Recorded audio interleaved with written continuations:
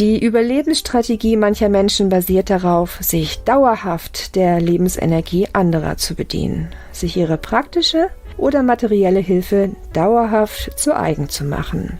Welche verschiedenen Typen der Gewohnheitsnehmer es gibt, wie sie vorgehen und wie ihr euch schützen könnt, ist Thema dieses Podcasts. Wir alle haben in unserem Leben eine Strategie entwickelt, um durchs Leben zu kommen, unsere Ziele zu erreichen und unsere Bedürfnisse gestillt zu sehen.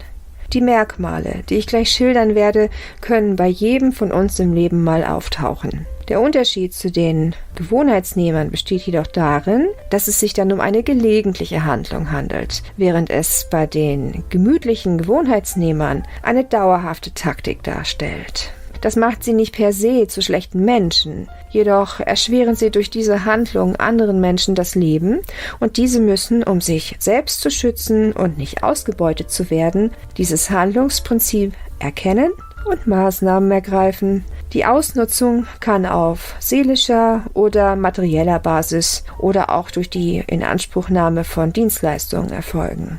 Selbstverständlich kann sich das untereinander auch vermischen. Ich möchte hier mal ein paar Beispiele geben. Da gibt es den Energieschmarotzer, der sein Leid vor sich herträgt. Kennt ihr das auch? Ihr sitzt mit jemandem zusammen, der euch seine oder ihre persönlichen Konflikte erzählt. Ihr hört aufmerksam zu, spendet Trost und überlegt, wie die Lösung des Problems aussehen könnte.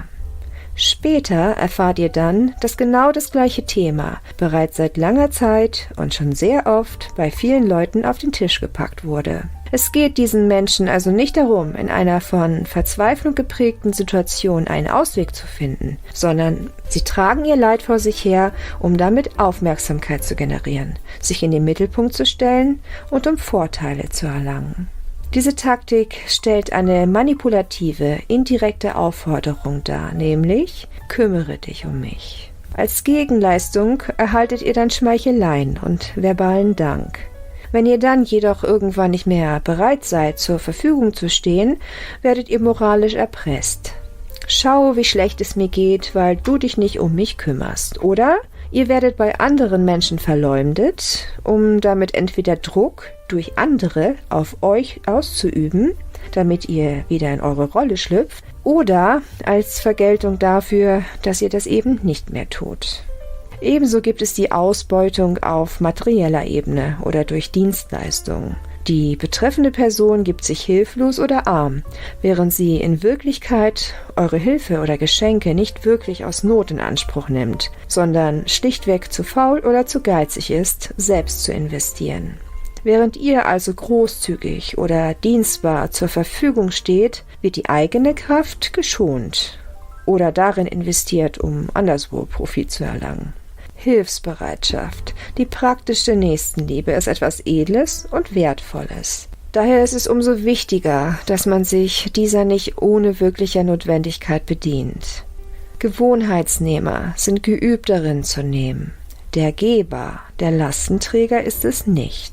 Umso wichtiger ist es, die Menschen, die eine grundsätzliche Ausnutzung betreiben, zu erkennen und euch selbst zu schützen, bevor ihr Schaden nehmt. Den Schmarotzer zu enttarnen, der permanent Dienstleistungen oder Geschenke haben möchte, ist relativ leicht. Allerdings ist es eine Frage der Zeit und ihr habt bis zum Zeitpunkt der Erkenntnis schon eine Menge investiert. Wenn du Menschen neu kennenlernst, schau dir an, wie sie selbst dazu stehen, wenn du ihre tatkräftige Unterstützung brauchst. Oder zeigen sie sich dir gegenüber auch mal großzügig? Es ist völlig normal, dass wir Zeitpunkte im Leben haben, wo wir mehr Geber und dann wiederum mehr Nehmer sind. Unterm Strich sollte aber in einer Beziehung zu einem Mitmenschen eine gute Ausgewogenheit zwischen Geben und Nehmen existieren. Es kann jedoch sein, dass sich ein Schmarotzer anfänglich mit Geschenken oder Gefälligkeiten überhäuft, um dann nach kurzer Zeit zum Dauerempfänger zu werden. Oder er gibt dir immer nur das, worauf er ganz leicht verzichten kann, um dann Dinge einzufordern, die einen anderen Stellenwert haben. Es ist also Achtsamkeit geboten. Schwieriger wird es bei den Menschen, die euch die Lebensenergie rauben und euch mit ihren seelischen Nöten belasten. Sie appellieren eben häufig an das Gewissen oder setzen euch mit Hilfe anderer unter Druck. Irgendwann fragt ihr euch, Im Großen und Ganzen geht es mir doch eigentlich ganz gut, aber warum bin ich denn so erschöpft? Bildlich gesprochen, geht ihr irgendwann an einem Spiegel vorbei? Schaut auf euren gebeugten Rücken und entdeckt dort viele kleine Parasiten, die eure Lebenskraft absaugen. Wenn ihr ein guter Berater seid, werdet ihr vermutlich auch oftmals auf Menschen treffen, die diese Fähigkeit für sich in Anspruch nehmen möchten. Auch hier ist eine gewisse Ausgeglichenheit gefragt. Kommt ihr auch mal zu Wort? Nimmt sich euer Gegenüber Zeit, euch eine wohldurchdachte Erwiderung zu geben? Oder werdet ihr mit schnellen Floskeln wie »Lasst sich von deinem Herzen führen« abserviert? Wenn ihr längere Zeit mit einem Menschen in Kontakt steht, der euch seelisch ausbeutet, werdet ihr irgendwann feststellen, dass ihr in dessen Gegenwart sehr schnell ein unangenehmes Gefühl, eine Art Ablehnung empfindet, sobald dieser auftaucht. Wenn es ein Mensch ist, der einem nahe steht, ist es oftmals nicht möglich, gänzlich den Kontakt zu beenden, wie es in manch einer Beziehung als Konsequenz sogar notwendig ist. In diesem Fall müsst ihr Grenzen setzen und akzeptieren, dass ihr diesen Menschen nicht retten könnt. Wenn sich jemand dafür entscheidet, sich im Leid zu suhlen, ist es nicht eure Lebensaufgabe, denjenigen zu bekehren und zu retten.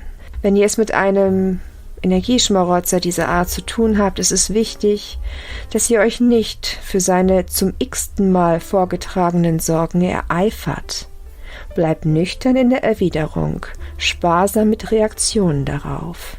Denn wenn ihr immer wieder liefert, also emotional betroffen und engagiert auf seine Themen reagiert, warum sollte derjenige dann aufhören, euch zu konsultieren?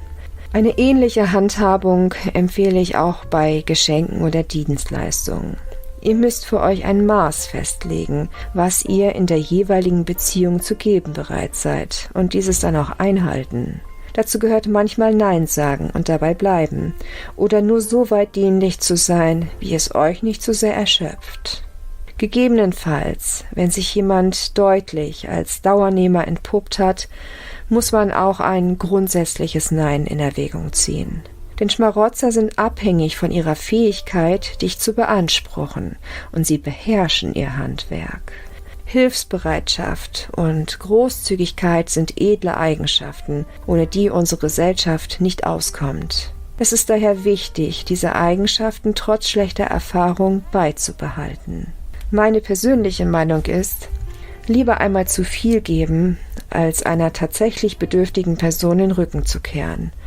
Es geht also darum, achtsam zu werden, um Energie und materielle Schmarotzer einfach nur schneller zu enttarnen. Ebenso muss sich jeder auch die Frage stellen, welche Rolle er selbst in diesem Spiel einnimmt. Nicht immer handelt der Lastenträger aus reiner Hilfsbereitschaft heraus. Manchmal ist es die Unfähigkeit, Nein zu sagen, manchmal profitiert aber auch er selbst insgeheim davon, weil er sich in der Rolle des Gebers oder des Seelsorgers gefällt. Oder man ist ein großzügiger Geber, weil man sich insgeheim für jemanden als unverzichtbar darstellen möchte. Wenn du empfänglich für die Schmeicheleien eines Gewohnheitsnehmers bist und du mit dem Gedanken, nicht gemocht zu werden, weil du nicht gibst und tust, nicht leben kannst, ist auch in dir eine Baustelle, die es zu bearbeiten gilt. Mangelndes Selbstbewusstsein oder die Sehnsucht nach Beziehung sind Themen für sich, daher nur abschließend in Kürze. Werde dir deiner Grenzen und begrenzter Kraft bewusst und handle dementsprechend. Ich werde demnächst noch separat einen Podcast dazu einstellen, welche Maßnahmen man ergreifen kann, um in der Stille letztendlich Dinge zu entdecken, die man sonst umgeben von Reizen und Stress und Verpflichtungen des Alltags nicht so gut erkennen kann. Mach dich unabhängig von Komplimenten, indem du dir deine Stärken und deine Schwächen klar vor Augen führst. Man kann an seinen Schwächen arbeiten, aber fürs Erste darf beides für sich akzeptiert werden. Niemand von uns ist perfekt, kein einziger. Wenn du gibst oder hilfst, tu es aus Überzeugung und nicht, weil du dir daraus etwas erhoffst. Das war es erstmal für heute und ich hoffe, dass ich dem ein oder anderen mit dieser Betrachtung weiterhelfen konnte. Ich empfehle euch an dieser Stelle noch meinen Podcast mit dem Titel Dauergestresst, 2 Tipps gegen die Getriebenheit. Es kann auch sein, dass ich mittlerweile den Titel verändert habe. Das ist auf jeden Fall einer der ersten. Da habe ich unter anderem das schon angesprochen, was man tun kann, um zu erkennen, um besser erkennen zu können, was eben für das Leben gerade so eine Problematik darstellt, wo es gerade hapert. Wie gerade schon erwähnt, wenn man so mitten im Geschehen ist, mitten im Alltagsstress, ist man manchmal blind dafür. Aber ich werde das Thema nochmal aufgreifen und nochmal ein bisschen näher drauf eingehen, weil ich das für sehr effektiv halte, diese Methode mit der Stille, mit der Ruhe, und gerne nochmal ein bisschen näher beleuchten möchte. Das war's für heute. Bis bald.